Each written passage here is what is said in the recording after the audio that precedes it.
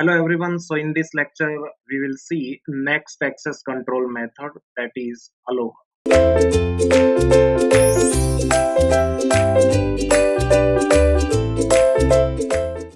So Aloha is used since we can say that long back ago. So practically this is not used nowadays, isn't it? So that is not important for GATE point of view, but this one is in the syllabus. So for the namesake, I am going to cover this, isn't it? So we'll see one by one. By chance, there may be a question, so you need to understand each and everything, isn't it? Okay. So we can say that here in the Aloha, we can say that first point is yes. Here there is no carrier sensing, isn't it? No carrier sensing. So we can say that carrier means we can say that that is the channel, isn't it? So or medium. So no station is going to sense the channel. That is the first point. Second one, also we can say that here there will be more possibilities of collisions. That's why this is not practically used, isn't it?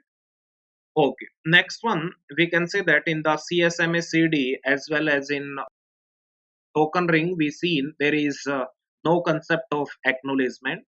But in Aloha, yes, there is a concept of acknowledgement, isn't it?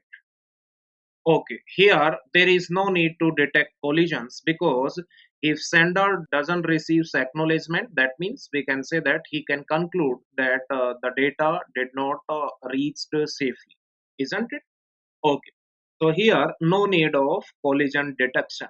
We can say that no need of collision detection, isn't it? Next one, we can say that once, let's say, one collision occurs, then the stations will retransmit their data after some random amount of time. So for some random amount of time, they will wait, and after they will try to retransmit their data, isn't it? So that we can say that the random amount of time, that time is known as what, back of time. So and that is given by the back of algorithm, isn't it? So retransmission will be required, isn't it? And we can say that stations will wait for a random amount of time, random amount of time before a retransmission, before a retransmission, we can say that, isn't it? So, and this time is this random amount of time, we can say that this one is known as what? Back of time, and that is given by the back of algorithm, isn't it? Okay. So basically, Aloha is of two types. First one is known as pure Aloha, and second one is slotted Aloha. So we'll see what is pure Aloha, what are the rules in the pure Aloha. Afterwards, we'll see the slotted Aloha, and we'll see the points or rules inside the slotted Aloha. And separately, we'll see the efficiency of pure Aloha as well as a slotted Aloha. That is enough for gate point of view in Aloha, isn't it? Okay. So guys, we can say that Aloha is one access control method that is of two types. First one is pure Aloha, and second one is slotted Aloha. Pure Aloha and slotted Aloha, isn't it? Okay. So first one we'll see pure Aloha. What is pure Aloha? Isn't it? Okay. So one term is there, that is vulnerable time. Vulnerable time. What is this vulnerable time? Isn't it? We'll see one by one. Isn't it? So we can say that what is vulnerable time? We can say that the time slot, isn't it? in which if any more station will transmit the data, then there will be a collision, isn't it? So yes, we'll see what will be the time slot for vulnerable time in pure Aloha, isn't it? So what is vulnerable time? You will understand this one with this example. Let's say, you only tell me. Let's say here one more thing we are going to assume, because these are access control methods are used in the LAN environment. Basically, in LANs, we can say that transmission time TT dominates over propagation time, isn't it? So the time required to put the data over the link is greater than the propagation delay, isn't it? Because LANs are very small, isn't it? But in wide area networks, PT dominates over TT, isn't it? Here in this particular protocol, we are going to assume that TT is very greater than PT, so we are going to ignore PT. What does that mean? We can say that TT is very greater than PT. That means as soon as we put the data over the link, then very small PT will be required. Means as soon as we place the data over the link, that means that is reached to the destination, isn't it? Okay, so that assumption is required. So you only tell me, let's say, yes, any station, let's say this is the timeline diagram, isn't it? 0 to T, isn't it? Let's say at this point, any station transmits the data, isn't it? And yes, this time required is TT, isn't it? So this time slot is of TT time, isn't it? Now you only tell me, if any other station, let's say one station starts his transmission at this point, let's say this is point number 1, isn't it? At this point any station transmits the data, so it take, let's say, TT time to reach the destination, isn't it? Now you only tell me, now in this time slot, if any station will transmit his data at this point, means if any other station will start the transmission at this particular time, then we can say that yes, there will be a collision of these two datas, isn't it? One, yes, at point 1, let's say station 1 starts the transmission. At and this point, point number 2, let's say station number 2 starts their transmission. So we can say that yes, there will be a collision of data. Also, before this time, we can say that, let's say, this is one more TT time, isn't it? And if someone has started his transmission before this point, let's say at this point, if any station already has transmitted his data, then also we can say that yes, let's say station 3 starts his transmission at this point, so we can say that then also there will be a collision of data, isn't it?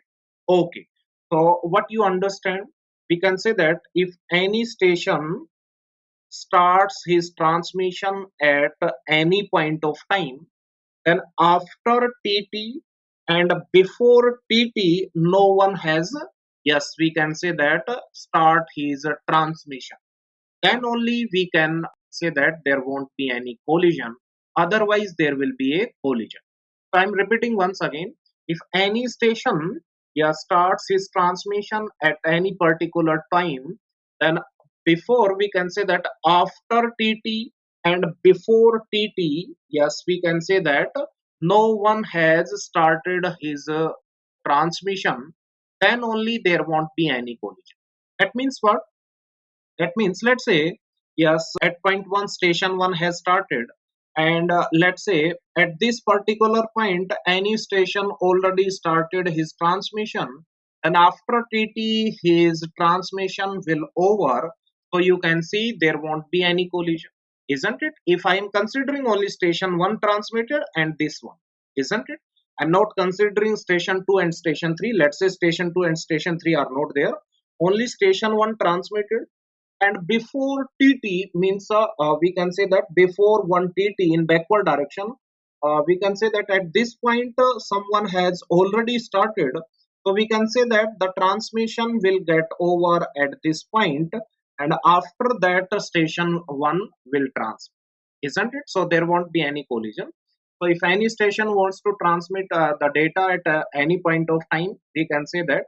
So we can say that no one has to transmit after TT and before TT. So we can say that there won't be any collision. Otherwise, there will be a collision. So this is the range of, we can say that, yes, vulnerable time, and that is 2 TT. So we can say that in case of pure Aloha, vulnerable time is twice of TT, isn't it? So first point in pure Aloha is what? Any station can transmit data, can transmit data at any point of time. And here vulnerable time is equals to twice of TT, isn't it? That is the range. That means if more than one stations will try to, we can say that, transmit in this vulnerable time, then there will be a collision, isn't it? Okay. So now next one we'll see what is the efficiency. So I'm not going for a derivation. No, derivation is not required. If you want the derivation, then you can go through any standard textbook, isn't it? So here efficiency is what? G into e raised to power minus 2g. After derivation, that is the formula for efficiency, and this 2 came from the vulnerable time, that is twice of tt, isn't it? Okay. Where G is what? G is the number of stations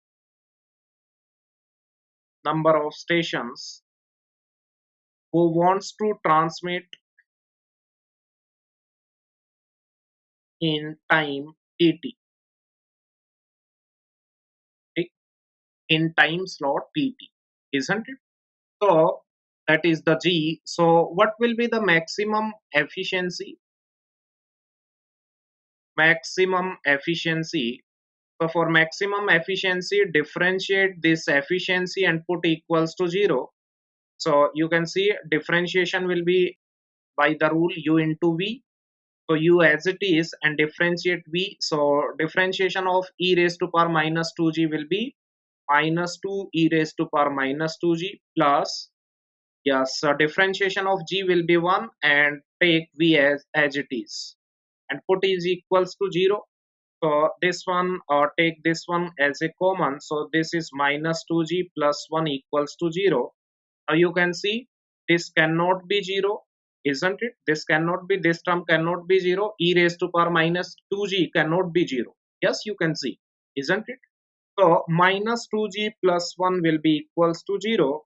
So from here g will be equals to 1 by 2. So that is the value of g. G means half stations wants to transmit the data in time tt, isn't it? So half station, we can say that, wants to transmit in time tt. That means one station will try to transmit the data in time 2 tt, isn't it? Multiply it by 2. So that means we can say that if in 2 tt time slot only one station will transmit, then there won't be any code. I'm repeating once again. G stands for number of station who wants to transmit in time slot tt.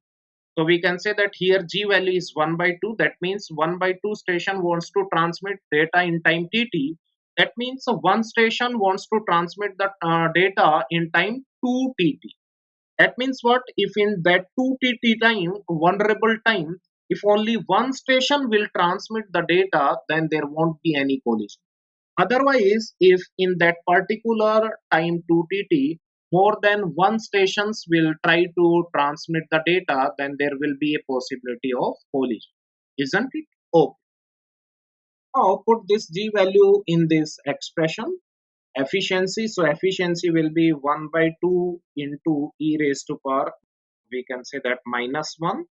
So that is 1 by 2e, and that will be 0.184. That means 18.4%. That is the efficiency in pure Aloha, isn't it? So question may be asked like that. Let's say let's say one example, let's say bandwidth in pure Aloha is given as 200 Mbps, and pure Aloha, what will be the what will be the this one is the what will be the maximum throughput, maximum throughput. So we can say that here first one, efficiency in pure Aloha is what? Maximum efficiency, that is 0.184. So you know throughput is what? That is throughput is equals to efficiency into bandwidth. Efficiency is 0.184 into bandwidth is 200 Mbps. So we can say that this is going to be, yes, 36.8 Mbps. That will be the answer. I hope this one is clear to everyone, isn't it? So you can remember this efficiency formula, nothing else, isn't it? Okay. So in pure Aloha, we can say that any station that wants to transmit the data can transmit at any time, isn't it? That is pure. Next one, second one, that is slotted Aloha. So let's say this is the timeline diagram, and time is divided into slots.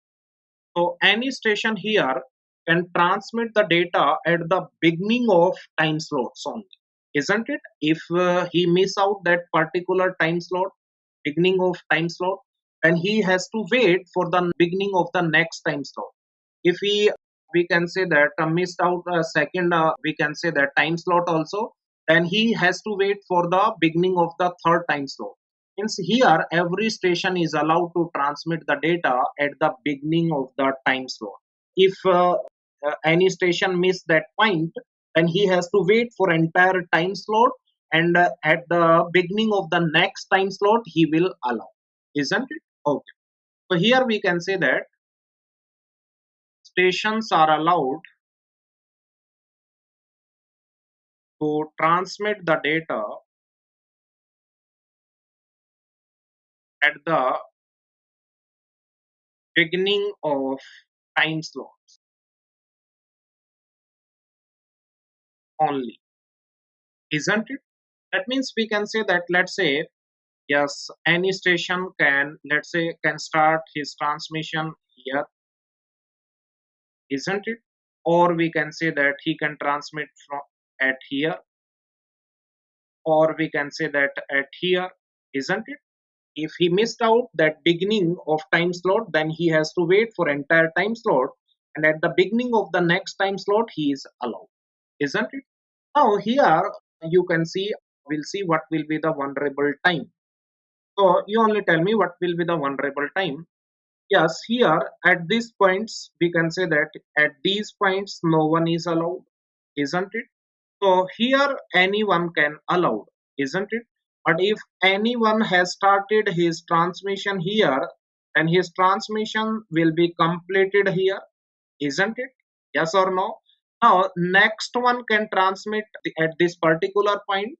So we can say that if in the previous time slot or beginning of the previous time slot, if anyone has started, then next station, if next station, we can say that any other station is going to be transmit at the beginning of the next time slot, then there won't be any collision because previous one has completed his transmission, isn't it?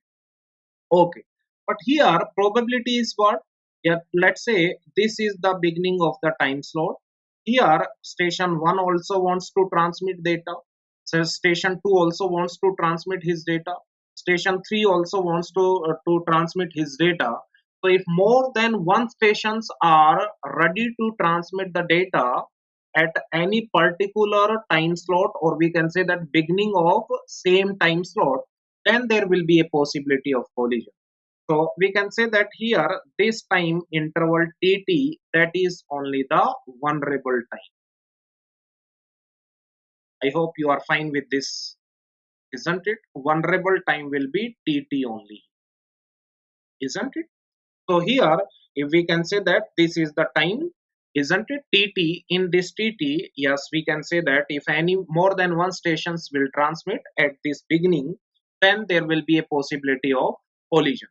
Before, we can say that at this particular no one has started because no one is allowed, but anyone, if let's say started his transmission here at this beginning, then when next time slot will come, then at that particular time previous transmissions, we can say that will be completed, isn't it? Okay, so I hope this one is clear to everyone, isn't it? So here, efficiency formula. Here, efficiency is G into e raised to power minus G, isn't it?